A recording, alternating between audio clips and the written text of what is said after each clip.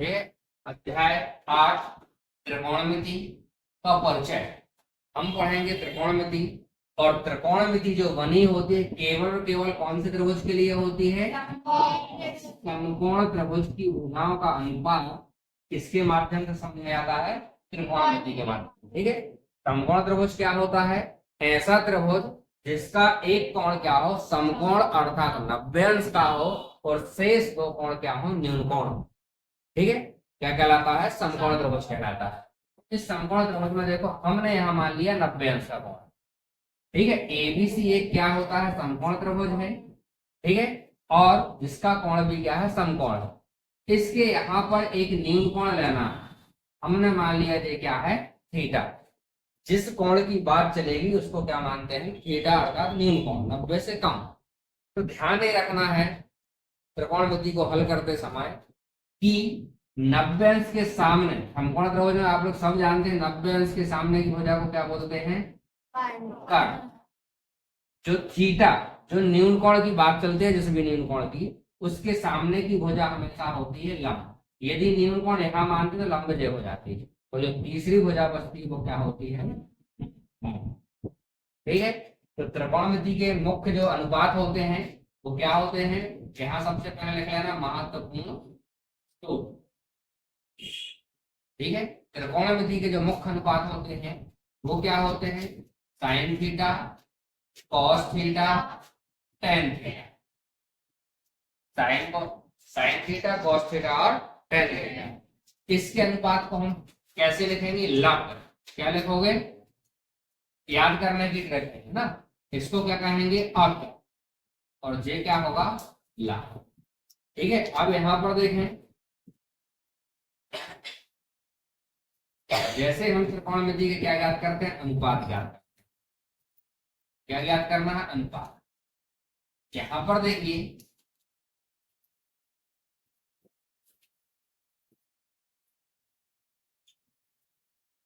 सबसे पहले लेते हैं क्या?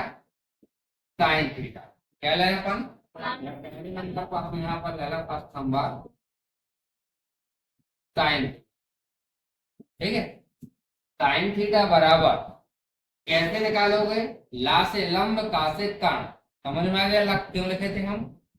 तो इनको अनुपात में लिखना है। तो पहले क्या है? ला से इन तीन भुजाओं में कौन सा नाम आता है? क्या लिखोगे?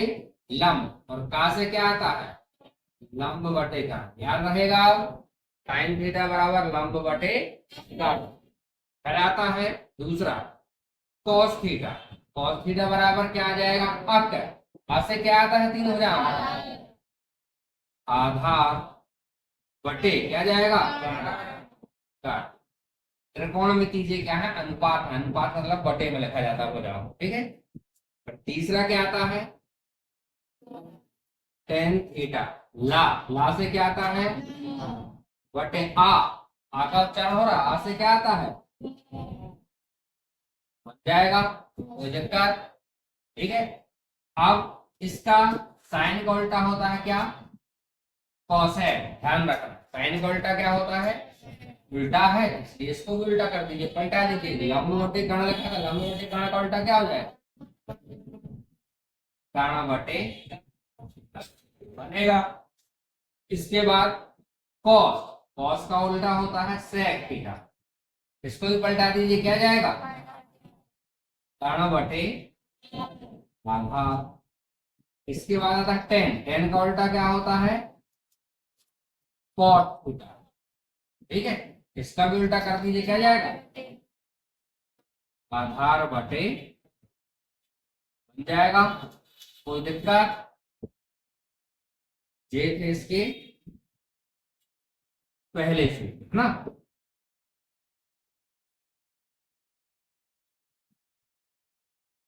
इसको अपन आगे बढ़ाएंगे। पहले इतना नोट करो।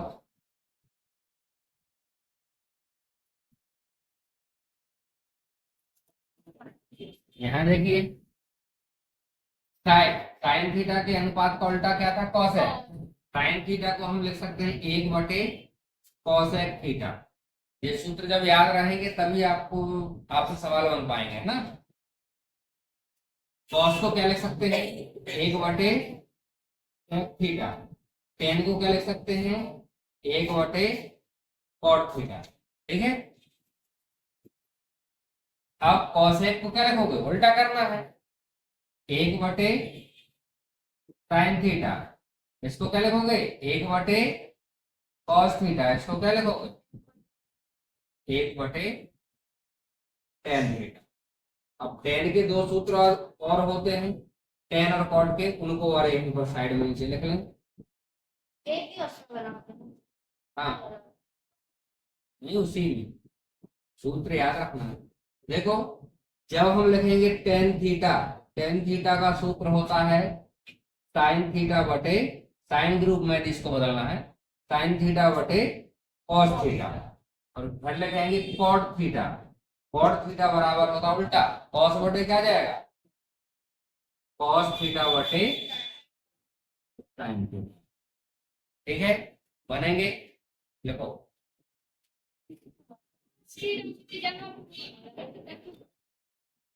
ठीक है, अब हम क्या लिखेंगे, महत्वपूर्ण सरसंख्या तीन होती है, तीन को हम पक्षांतर करके कितनी बना लेते हैं, 9। ठीक है, मतलब पहली यदि है आपकी sine square theta plus cos square theta बराबर 1। कहने का मतलब ये है, जहां पर एक पूरा लिखा रहेगा sine square theta plus cos square theta, यदि हमको आवश्यकता है तो वहां पर हम क्या लिख सकते हैं, ए। और यदि एक लिखा है साइन कॉस की जरूरत तो हम उसको ए लिख सकते हैं।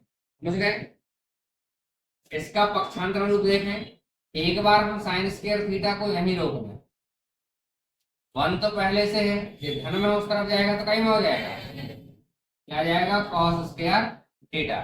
समझ में आया। इसकी दूसरी क्या बन सकती है, अब हमने साइन को रोका था, किसको रोक लें, कॉस स्क्वायर थीटा बराबर क्या जाएगा, 1 माइनस tan स्क्वायर थीटा।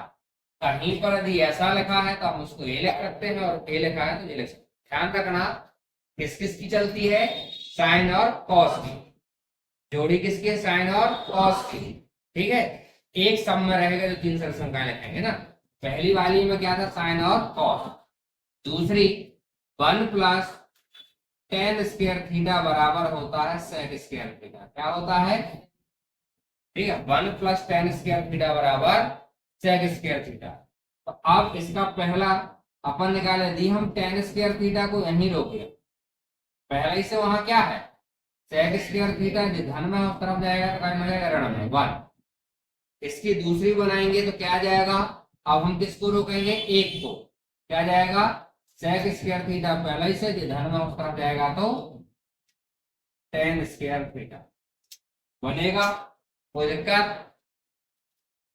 दूसरी वाली किस किस की चलती है, पहली वाली साइन और कॉस की, दूसरी वाली tan और sec की, तीसरी होती है 1 प्लस कॉट स्क्वायर थीटा बराबर होता है कोसेक स्क्वायर थीटा। ठीक है, 1 प्लस कॉट स्क्वायर थीटा बराबर कोसेक स्क्वायर थीटा। इसका भी पक्षांतर करो, क्या जाएगा, एक बार हम कॉट स्क्वायर थीटा को यहीं रोक लें, कोसेक पहले ही से उस तरफ है, ये धन में उस तरफ जाएगा तो क्या नहीं, ऋण में। इसकी दूसरी क्या बन जाएगी, ये अब हम इसको 1 को यहां रोकें, कोसेक स्क्वायर थीटा पहले ही से है, ये धन में था उस तरफ जाएगा तो क्या में हो जाएगा, माइनस कॉट स्क्वायर थीटा। एक बार कॉट को रोका, एक उस तरफ चला गया, अब एक को रोका तो कॉट उस तरफ चला गया, बनेगा। ये मुख्य होती है तीन, तीन की दो दो और।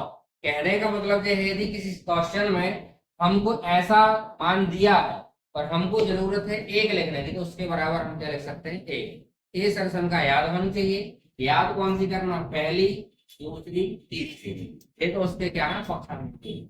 ध्यान क्या रखना है, साइन कॉस चलता है, tan और sec चलता है, cot और cosec चलता है। ठीक है, एक सम में कंपलसरी है कि नहीं है, ठीक है।